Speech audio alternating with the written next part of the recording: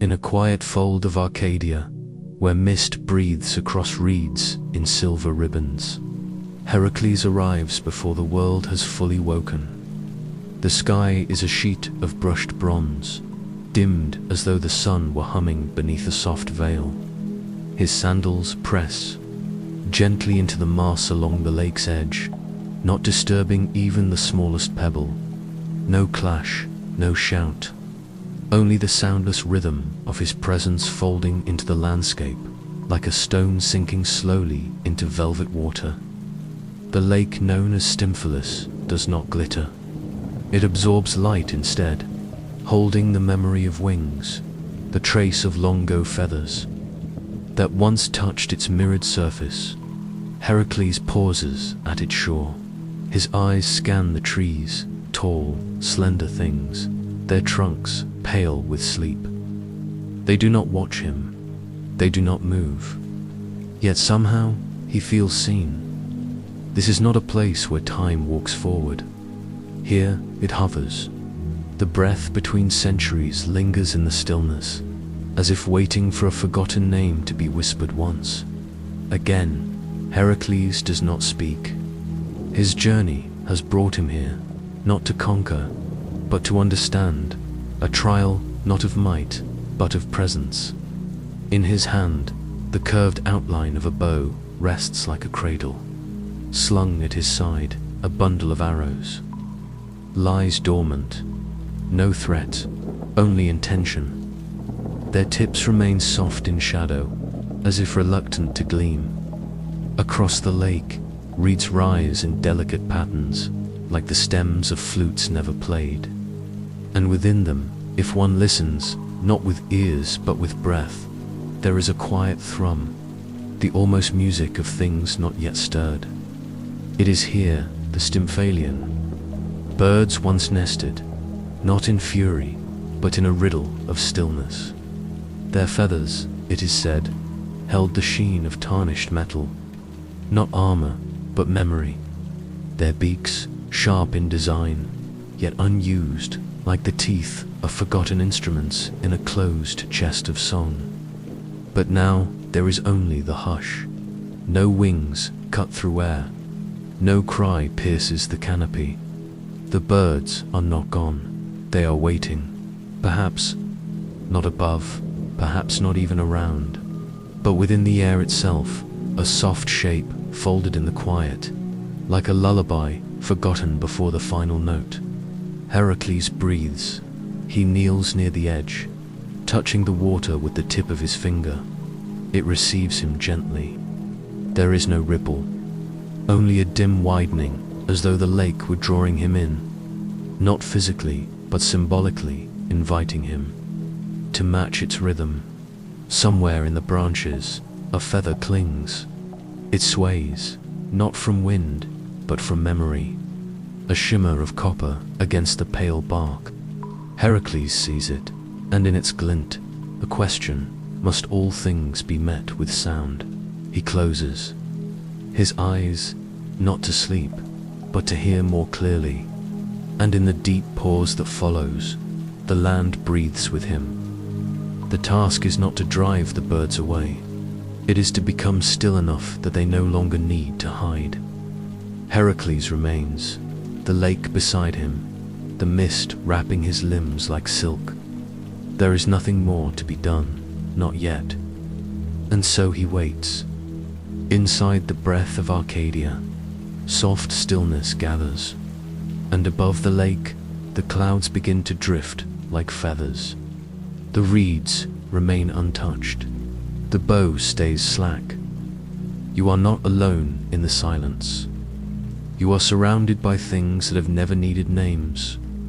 Above the lake, where the morning has yet to choose its color, something gleams faintly between the reeds.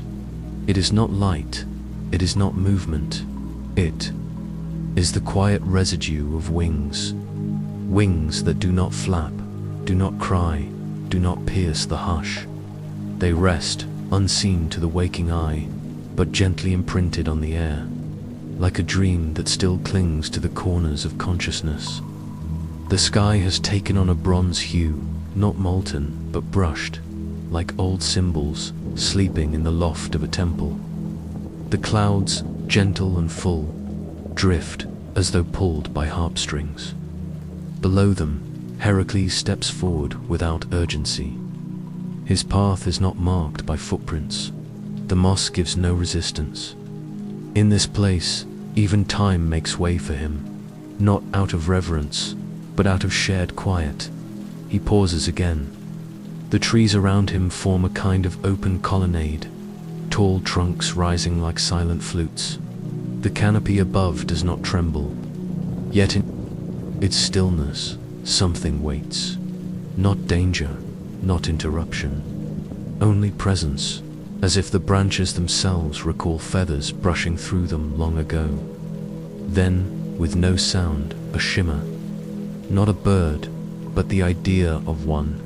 The silhouette of wings, caught in the periphery of sight, just beyond knowing. The glint of something metallic, not hard-edged, but softened by distance. Feathers not of flesh, but of symbol, bronze-edged, delicate and unreal. Heracles stands beneath them, watching the sky the way one watches the surface of deep water, not searching for reflection, but waiting for a story to rise. He does not raise his bow, he does not whisper, he only listens, and the silence responds like a harp string humming to itself. In this grove, the birds are not creatures of fear, they are keepers of pause, dwellers between waking and sleep, between presence and vanishing. They do not descend. They hover, always just beyond form. Their wings are made not for flight, but for thought. Their eyes are closed, even as they watch. No wind stirs them, no hunger drives them. They rest in a state of readiness, not to flee, but to remain unseen. Their silence is a shield, not of protection, but of invitation, an offer to those who would approach gently. Heracles takes one more step, then another. Still the birds. Do not scatter. Perhaps they do not need to. Perhaps this moment is the very thing they have been waiting for. The arrival of someone who carries stillness instead of noise. Above him, the branches form a pattern, not chaotic, not tangled, but deliberate, as if shaped by unseen hands. Each leaf holds its place. Each feathered shadow is perfectly still. And then, something shifts. A feather floats downward, slow as thought, lighter than mist. It does not fall, it descends. And when it lands upon Heracles' open palm, it makes no sound. It is not cold, it is not warm. It is something in between the exact temperature of quiet. Its edges glimmer softly, not sharp, but symbolic, as though its former purpose has been laid to rest. He holds it there, not in question, not in triumph, simply in presence. The birds remain above, not alarmed, not unaware. They acknowledge him by not fleeing, and he, in turn, acknowledges them by not forcing his presence further. The moment lingers, stretching out like light across still water. He lowers his hand. The feather floats again, joining the moss, where others like it have gathered, forming a pattern of bronze and silence, hidden unless one looks gently, and the sky, ever quiet, watches on. No flight, no chase, only a shared stillness. You are not beneath wings, you are among them. By the lake's edge, where silence gathers like silk upon stone, Heracles sets aside his bow, not in defeat, not in readiness, simply in reverence. In his other hand, he draws forth an object smaller than any weapon, lighter than any shield. A slender lyre. Its strings are pale threads of moonlight, quiet even in their shimmer, as though they remember lullabies not yet sung. He does not tune it, he does not test it. The lyre already hums in his palm, not with sound, but with suggestion. It is an instrument of stillness, not performance. A companion, not a tool. Heracles holds it gently, its curve fitting the bend of his wrists like an echo long awaited. Around him, the grove does not stir. And yet, there is a shift in breath, a subtle opening of space, as though the trees themselves lean inward. The air grows more translucent. The mist grows softer still, feathering into the shape of possibility. No melody rises, not yet. Heracles rests his fingers near the strings, not to coax sound, but to offer presence.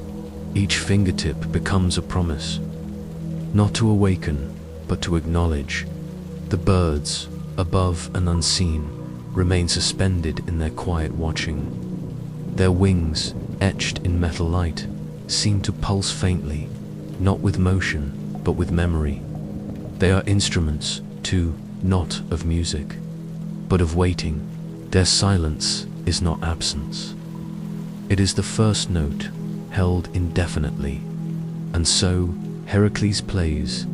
The first stroke is nearly imperceptible, not heard, but felt.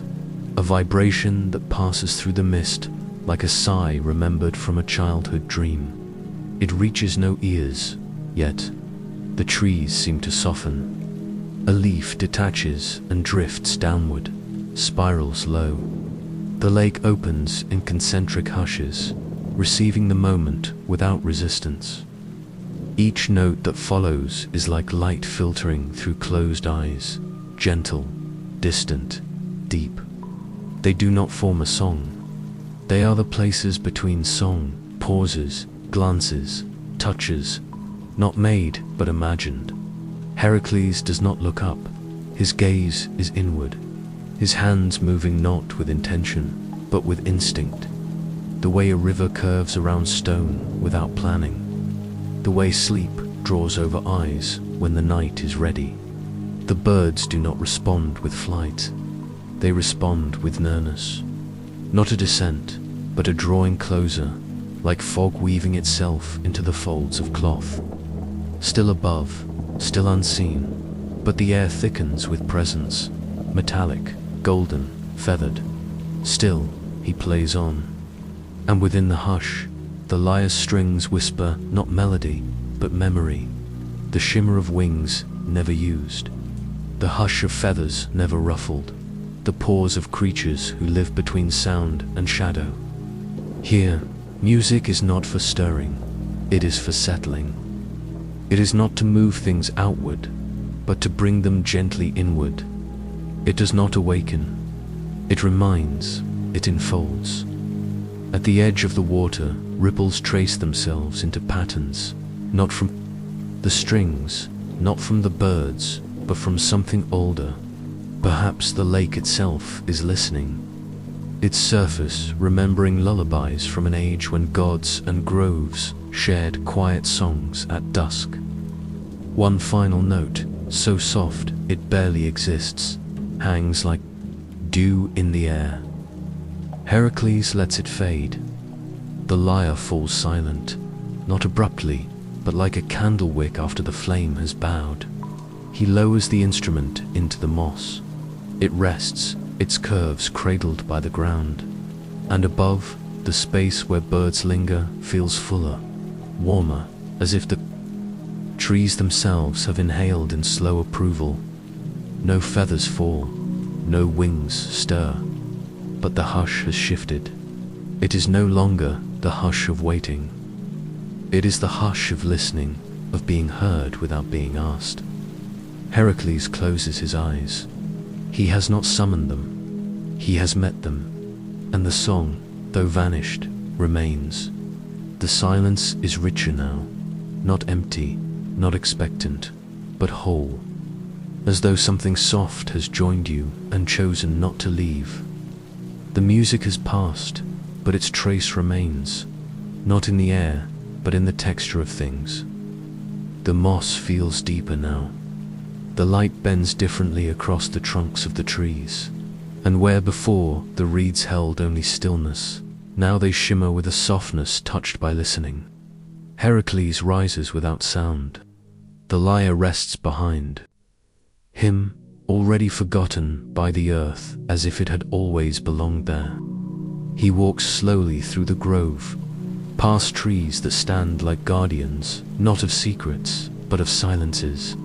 The canopy above reflects no birds, yet the feeling of their closeness lingers, like breath upon skin. Then he sees them, not the birds themselves, not the flutter of wings, nor the arc of flight, but their presence, revealed in fragments, feathers scattered across the moss, half buried in soft soil, cradled in tree roots that seem to hold them like delicate offerings.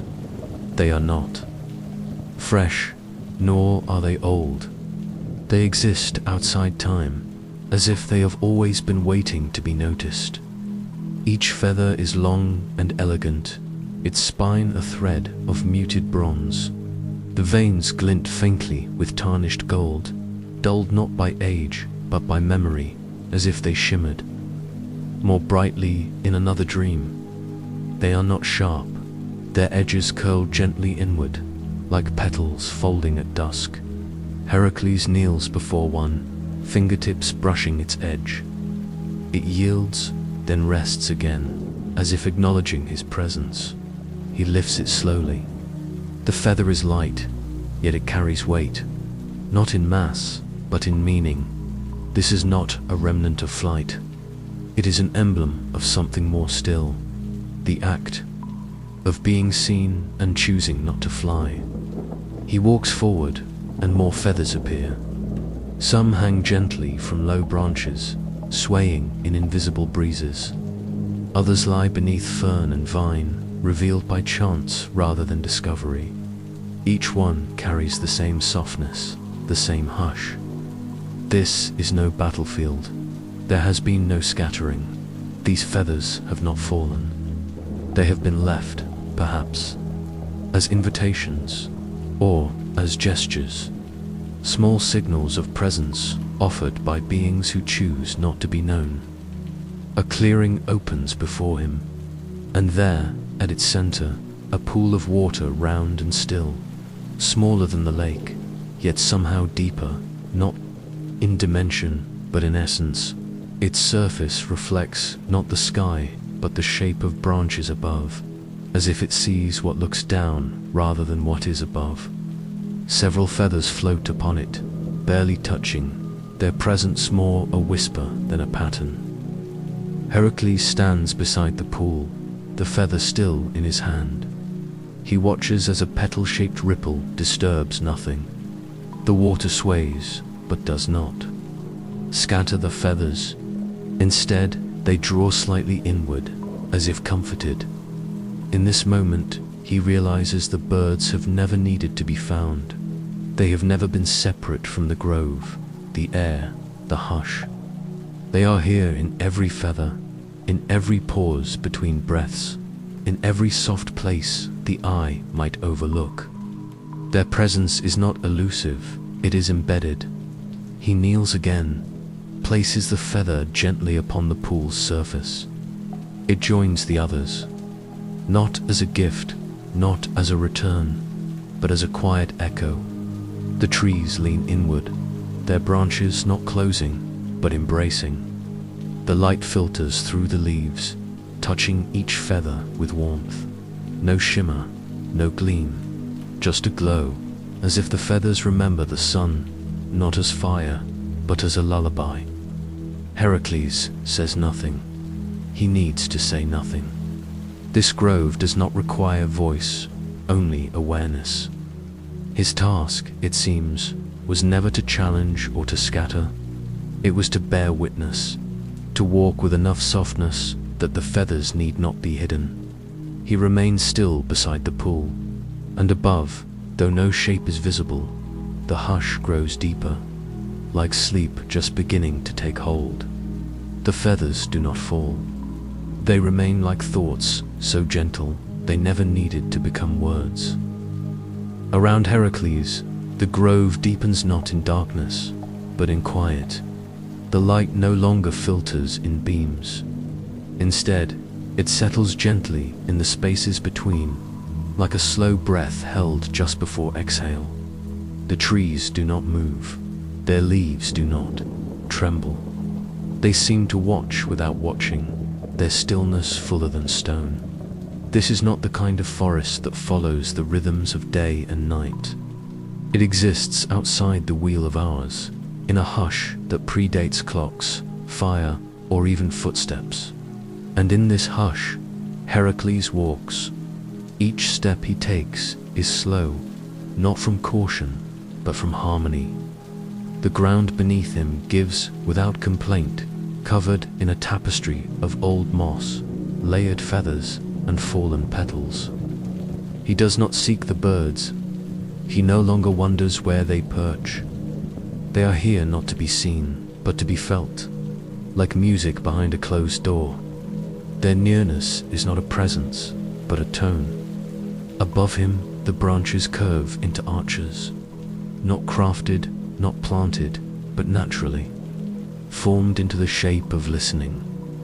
It is as though the grove itself has become a cathedral, not for worship, but for awareness. A temple with no name, only silence as prayer. In this grove, nothing blinks. The trees do not react. The birds do not startle. Even Heracles has ceased to search. He moves as one who understands the language of stillness. A language without verbs, without ends, without questions. He comes upon a low hollow, where the moss thickens and dips gently into the earth. Here, the air smells of stone that has never been warmed, of water that has never rippled. A single feather lies at its center, darker than the others, not with soot, but with depth. Its color a deep bronze that swallows light instead of reflecting it. He kneels before it, but does not touch. The feather seems to hum without sound, like a bell that has been rung only once, long ago, and still echoes. Around it, small petals from invisible flowers have fallen, as though time itself has been shedding skin. This is not a place where answers are given. It is a place where questions soften and dissolve. Heracles does not move for a long while. The silence is not a barrier, it is a companion. The longer he remains, the more it cradles him, not with arms, but with absence. No bird calls, no leaves fall, and yet the moment feels full. He begins to breathe in rhythm with the stillness. Not shallow, not deep, but steady, like the wind if it had forgotten to move. Then, something small, a feather drifts from above, slow and sure, landing softly beside the one that lay before. It makes no sound, but its arrival feels like a sentence completed. There is no message here, only presence. The grove does not demand interpretation. Its gift is in its refusal to change. It has always been this way. Heracles simply had to become slow enough to meet it. The trees do not blink because they do not need to. They already see everything. He closes his eyes, not to sleep, not yet, but to let his body listen as his mind cannot. The air, now dense, with hush, begins to wrap him in its arms. Arms made not of wind or cloud, but of space and stillness. You are not in a forest, you are in a moment. A grove where everything has already arrived and nothing needs to be known. There comes a time in stillness when stillness itself becomes movement, not outward, but inward, as if the silence begins to breathe through you. Heracles feels it now, standing again within the hushed grove, surrounded by feathers that do not drift, trees that do not sway, and birds that do not fly. The air is thicker, but not heavy. It folds around him like dusk, falling over stone, gentle, absolute, without command. And yet something within him stirs, not with urgency, but readiness, as if the silence, having accepted his presence, now allows for an echo. He reaches for the bow, resting quietly where he left it. Its arc is smooth, not imposing. Its string hums faintly, like a thread drawn through thought. The arrows, too, lie where they've always been, simple, slender shafts cradled in the moss. Their tips are not cruel. They glint like polished leaves, sharpened by time, not by intention. These are not arrows meant to pierce. They are gestures. They are questions loosed into space. Heracles selects one. He does not draw back with might. He does not aim. His breath aligns with the moment, long, slow, circular. And then, with no fanfare, he releases. The arrow does not cut the air. It glides, like a petal falling from an unseen blossom. It arcs, not in force, but in grace. Its path curved, as if shaped by wind that chose not to blow.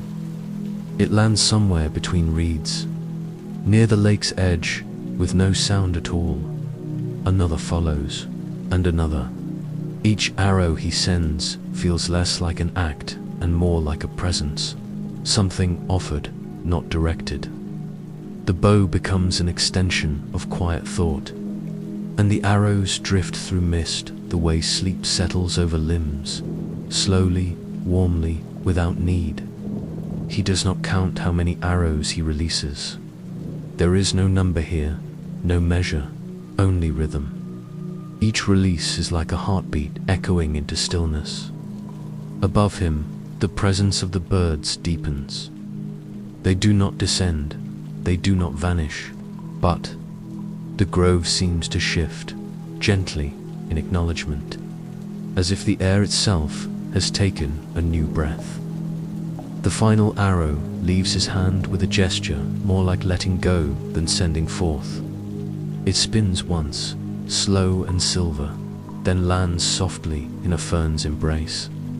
A tiny pulse of light follows, not bright, not startling, but warm, like the faint glow inside closed eyelids when the world outside has softened, and then stillness.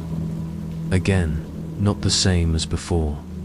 Deeper, softer, like the hush after snowfall, or the moment before a candle is gently extinguished. Heracles lowers the bow. It feels lighter now, as though it too had released something long held. He places it on the moss beside the last arrow, and the earth receives it without question. He stands very still. No wings stir, no cry sounds. But something in the grove has changed, not as a result of the arrows, but because of their softness. Not a scattering, but a gathering. The birds are still unseen, yet they are everywhere, not occupying space, but filling the hush. And Heracles, no longer a challenger, no longer a seeker, simply remains. He closes his eyes once more. The grove breathes with him. The arrows lie scattered like fallen petals, and the silence cradles them all. There is no need to aim. What is offered with calm hands always finds a place to rest. It is easy to believe that flight is sound, the whoosh of wings, the slicing of air, the call of birds across the sky. But here, in this grove that breathes like a memory half remembered, flight takes on another form entirely. There is no movement, no flutter, and yet a kind of rising begins. Heracles remains still, seated now beneath a tree with bark as pale as moonlight on still water. His hands rest upon his knees, open, unweighted. Around him, the grove has entered a deeper quiet, not from absence, but from completion. There is nothing left to be done, nothing left to become. Above, the air begins to shift, not stirred, not pushed. It thickens slightly, like warm fog curling through thought, and within it, a texture changes, a slow unfolding. are drawing near. The birds are not seen, but their presence grows tangible, not as forms, but as patterns, like ripples in silk, like warmth in shadow. Their wings do not flap. Instead, they emerge in sensation, the light pressure of presence overhead, the faint shimmer of gold brushed across vision when eyes are gently closed. Heracles does not look up. He knows what nearness feels like. This is not the approach of beings with intent. It is the returning of something that never truly left, the soundless circling of thought, the gentle returning of a forgotten lullaby. They move above him now, the birds, not in formation, not in urgency. Their flight is not travel, it is remembrance. They drift like fog, remembering the shape of trees, like starlight revisiting old rivers. They are not bound by direction. Heracles lets the moment pass through him. He does not chase it. He does not frame it. He only breathes. And through this breathing, the birds move lower, not descending, but softening, as if the sky itself were exhaling. For a moment, he feels them at the edge of his awareness, like a soft brushing against the inside of thought. Then they pass, not behind, not above, but through, as if he has become part of the air they rest upon. They do not land, they do not linger, and yet their trace remains. A feather settles near him, upright in the moss as if placed by unseen hands. Another floats gently into the water's surface, disappearing without sinking. Each small gesture leaves behind not evidence, but assurance. The birds are not gone, they have not left, but their nearness has shifted inward, deeper, further into the hush where language cannot follow. Their flight is beyond sound, beyond shape. It exists, not in direction, but in rhythm. And Heracles, too, shifts, not in body, but in presence. His awareness grows wide, like the lake itself, like the space between stars, large enough now to hold things that do not need form. Above the trees, do not blink. The air does not stir, and yet all is in motion, soft, slow, circular. The kind of movement that leaves nothing behind because it has disturbed nothing. Heracles feels no change in himself, and yet he knows he is different. The grove has accepted him, not because he passed a trial, but because he allowed himself to be still enough to hear its language. The birds, once distant in myth and shimmer, are now part of the breath around him. He sits longer, not waiting, not thinking, simply becoming air. Some things do not fly away, they fly within, and their wings never make a sound.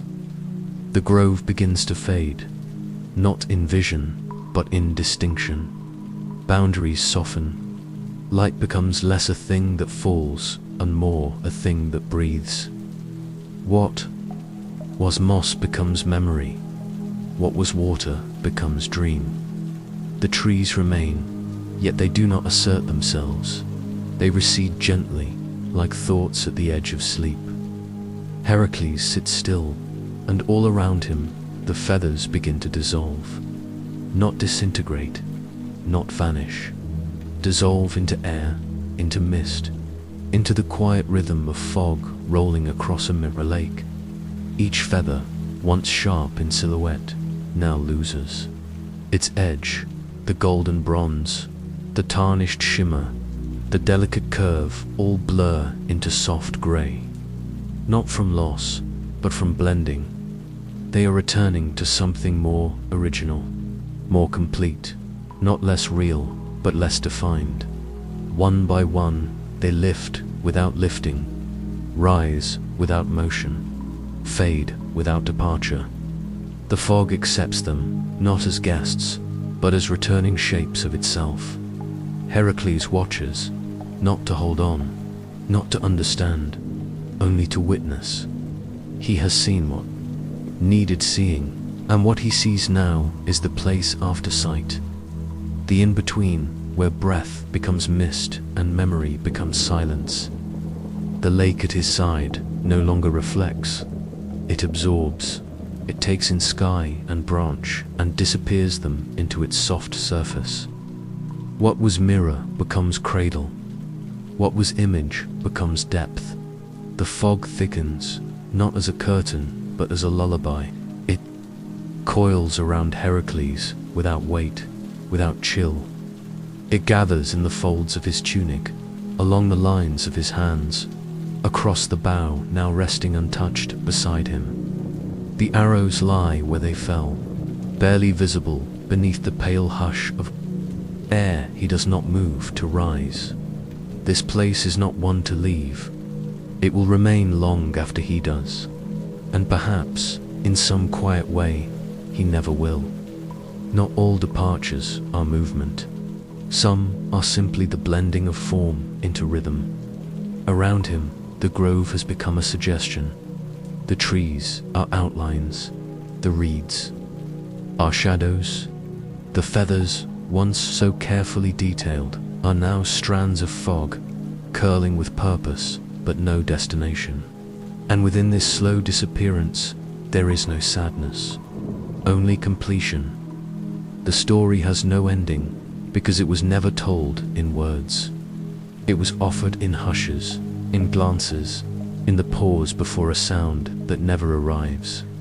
Heracles lets out a breath, not to release, but to merge. The breath joins the fog joins the grove joins the sky. And somewhere within all of it, feathers drift still, not to be seen, but to be felt in the gentlest corners of the soul. When all forms dissolve, what remains is not absence, but quiet presence, infinite and kind. Now, let yourself rest within the hush. There is no more forest to walk through, no more feathers to find, no more shapes to follow in the mist. You are not searching, you are not watching. You are simply being like the lake, like the trees, like the drifting softness of fog as it lays down upon the earth. Around you, everything remains gentle. You are no longer beside Heracles. You are with him, within the stillness he became a part of. You are the calm breath shared with moss, the faint shimmer that once was a feather, the soft outline of a wing, remembered only in feeling. There is nothing you need to hold on to. Let each thought drift, like an arrow released without aim. Let your mind loosen its edges and notice how naturally it blends with the silence waiting around it. Nothing presses, nothing pulls. There is only the rhythm of being still, of floating in awareness. You are not falling asleep. You are returning to a place without sound, without form, without demand. A place that has always known you. Let the fog curl around your shoulders. Let the hush settle in your chest. Let the softness hold you like feathers becoming sky in the distance. Not measured in miles, but in moments, the birds continue to drift, not as flocks, not as creatures, but as the slow, golden thought of flight that doesn't need to go anywhere. They are with you now, not above, not apart, within. You are the quiet, you are the grove, and all around you, the night listens. Sleep will come, not as an end, but as a gentler way of being. A place where you no longer need to rise, only breathe, only rest, only remain.